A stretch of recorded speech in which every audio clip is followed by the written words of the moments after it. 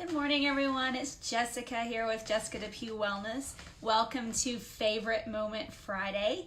And this is the time of the week I come live and just talk about some things I'm grateful for with hopes of inspiring you to notice some things you've been grateful for this week as well. And why gratitude? Well, science has proven that being grateful for things and learning to hold a frequency or hold a feeling tone of gratitude is actually beneficial for all aspects of your health. Not only to help you feel more uplifted and impact your mood, but it can also impact your physical health. And so gratitude is a really important and really powerful practice. If you don't have a gratitude practice, this Friday thing that I do, this Favorite Moment Friday, is a reminder for you to get grateful and to stay in a space of gratitude. I read recently that if you can hold the space of gratitude for 17 seconds, then that is kind of like the magic number. And if you don't think that that's challenging, it actually is, because our attention spans in general as a human collective are deteriorating. We now have about on average an 8-second attention span, which is like nothing. It's like less than a goldfish. So congratulations to the human race. We now have less capacity to focus than a goldfish. But back to gratitude, if you can hold the space of gratitude, and this is kind of an Esther Hicks thing, she's a law of attraction person. Hey, Lacey. But if you can hold that space of gratitude for about 17 seconds, and you do that several times a day, the teaching is that it has a real capacity to start to shift the momentum of your life and to shift your experience of life. So I encourage you to do that. Set the timer on your smartphone and find something you're grateful for. Close your eyes and see if you can just hold it and really immerse yourself in the feeling of it. And it really does have a capacity to start to create some more better moods for you and a better experience of life. So try that this week. But when you're a mom, we can get as romantic about this gratitude thing or as practical as you want. But as a mom, we have got to really sometimes dig deep and notice the small things and celebrate the small little victories. So for me this week, one of the small victories was my daughter ate some puffs. Now, I know this doesn't sound like a big deal to probably anyone, but here's the thing. So she's 18 months old and she's very sensitive to textures. And she also has this little thing where she likes to hold things in her hand. And so when she has food, she wants to keep the food in her hand and she doesn't want to eat it because then it wouldn't be in her hand. And that's where she likes it to be. And so, as a mom, you're always kind of like, do I force? Do I back off? Do I let it play out? Do I take her to be evaluated by someone? And I'm not worried about her getting nutrition because she's still nursing and, I'm still fixing her pureed vegetables and all the organic, wonderful, high protein things and all the things. But she just doesn't, she has this thing where she won't eat something that's like a hard piece of food. So this week, we were at the pediatrician's office. She was due for a checkup, and we were in the waiting room, and she was telling me, eat food, eat food. That's what she says when she's hungry. Well, I didn't have anything to give her other than the puffs, and she actually ate one, and I was looking around the waiting room did you see that? Did everyone see? Of course, no one cared, because everyone's babies eat puffs, except for mine. And I was like, oh my gosh, she ate a puff. So I called my husband, I call my mom, and I'm like, she ate a thing that was hard, and she chewed it, and she didn't gag, and she didn't spit it out, and it was just amazing. And so, that was a little victory for me because this baby, I tell you, she came with a whole different set of instructions than my first baby. My first baby loved food. I had to wrestle him for the spoon, and he loved avocado and banana and toast, and he was all about putting things in his mouth. But this one, she's a little more discerning, and so that's why you need to have two babies, because you have that first one and you think you know stuff, and the second one comes and you're like, this is a completely different model from the first baby that I had. I thought I knew what I was doing, and clearly I don't. But that was cool for me this week. So again, you got to find as a mom those little victories, whether you're potty training, you're in the trenches of that. Oh my goodness, celebrate the small things. If you have a bedtime that goes successfully, or a mealtime that goes successfully, or homework night that there's no battle, or whatever it is, it's like if you get out the door on time, celebrate that. It's something to really stop and notice, because as you celebrate it and as you bring attention to it and as you are grateful for it, it'll actually start to happen more often. So that's the teaching, and that's the whole idea. But hey, so there's a thing I was reading recently this week about Blue Monday. Have you guys heard about this? Blue Monday? Blue Monday is, according to psychologists, the most depressing day of the year. And it's coming this Monday. The 21st of January, according to modern psychologists, is the gloomiest and most depressing day of the year.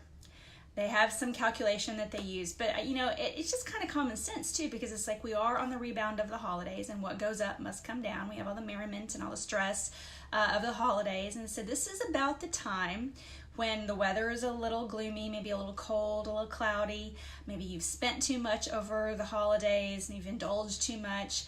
Maybe you're getting a little burnout from going to the gym already. You're like, for me even, I'm kind of sore, and I'm like, I got a little trapezius thing. I kind of overdid it yesterday, and you kind of start to get maybe discouraged that your health resolutions aren't going as quickly as that you want them to. And so a lot of different factors contributing to this. I tend to think it really is mostly the weather for most parts of the country, and mostly lack of exposure to sunshine that causes this, but it apparently is a real thing. And so if you're starting to feel a little bit gloomy, if you're not, you will on Monday apparently, I don't know. But if you're in that kind of mode, what are some things we can do to start to pull out of it? Well, gratitude is one. And that's just not pretty words. There is a biochemical effect it has on your brain. When you start to feel gratitude, it's like you're writing a prescription to the pharmacy, and the pharmacy is your brain. And it tells your brain what drugs to dispense into your endocrine system and into your nervous system.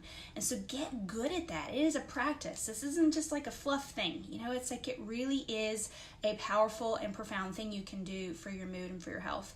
But then more practically, don't blow off your workouts, because it is a little harder to get outside, and sometimes maybe you feel a little tired and feel a little down, and you don't feel like going for the walk, you don't feel like going to the gym.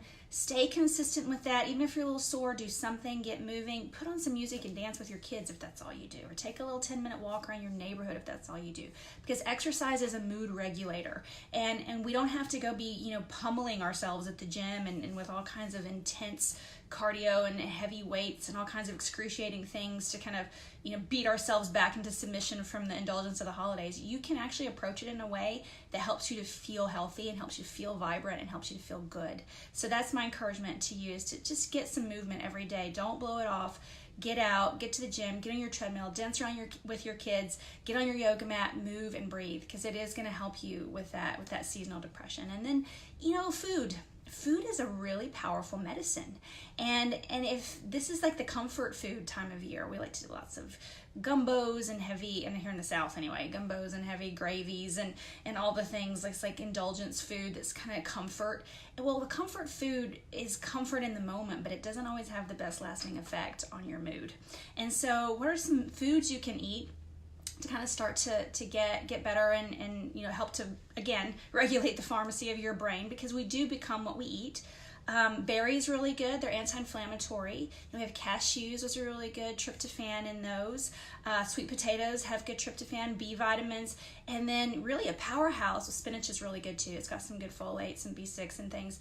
But avocados, those are really my go-to this time of year, because they not only have the tryptophan, which helps to regulate serotonin, which is a feel-good chemical that the brain dispenses, but they also have the good omegas, right? The omega-3s. And so that actually helps to regulate the neurotransmitters in your brain, and it's going to help to uplift your mood. So get some good whole foods in yourself. Don't just be kind of eating junk and trying to go down the rabbit hole of, I'm just hungry. Y'all know when this is really hard for me, I can do good all day, but man, those last couple hours at night, I get really snacky. I want to just kind of like go root around in the fridge and dig. I'm like, what's in here? Oh, nut thins. Oh, whatever. And so I'm trying to get a little better about that, around just keeping some healthy stuff on hand. I got my Splendid Spoon smoothies, and I've got baby carrots and hummus and some things. So I'm trying to kind of stay good with that, because man, you can do good all day and be like, yeah, I ate good today, I'm doing well. And those last 2 hours, it can all just fall apart. I know for me. So, hey, what do you do to keep yourself uplifted? I would really love to hear from you. How do you, when you're in a funk, because we all get in a funk, how do you come out of it? How do you prescribe yourself? What do you prescribe to yourself? We do this for our kids, by the way. We will look at our kids and go, okay, they're too overscheduled, they're too overstimulated, they've had too many play dates, too much activity, maybe at this end of the spectrum, and we go, they need to be home for a few days. All right, just chill. Go be in your room, watch a little TV. You need to relax. Enough with all the stuff. Or my situation tends to be more like, hey, with my son, you've been lying around a lot, right? Enough with the Fortnite, enough with the YouTube. Get up, go ride your bike. go read a book, get up, take a shower, get up, go outside, walk your dog. And so we kind of know how to regulate with our kids, like where are you and what do you need to kind of feel more like yourself and to be healthier. But we're not always so great about doing it with ourselves as moms. And so that's my encouragement to you. What do you do? Find something. And if you need some tools, if you're interested, you can come to yoga. It starts tomorrow, 9:30. I actually have one space left. It was full, and then I had one person leave, but I have one space left for the yoga series here in Finette that starts tomorrow at 9:30. So if you'd like to come to that, I have one space for you. It's got your name on it. Just message me.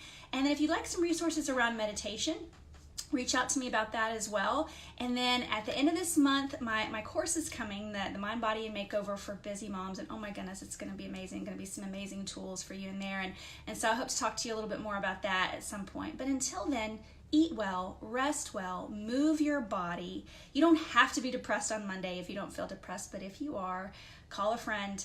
Get yourself right, reach out to me for some resources, and let me know what you're grateful for, right? Let me know what your favorite moments were for this week. Stay in a space of gratitude. Try that 17-second practice, that 17-second gratitude practice. See if you can find something and hold it for 17 seconds. It's actually a little bit more challenging than what it sounds like because of our attention span, but it's so powerful. And if you do that 2 or 3 times a day, the teaching is it's going to start to change your life. All right, so hey Candace, hey Erica. So it's good to see you all this morning, and I'll see some of you tomorrow morning at the yoga series, the Power Yoga Fundamentals. Can't wait. It's time to get back into the groove. And so I hope to see you tomorrow, or I'll see you next week. Namaste.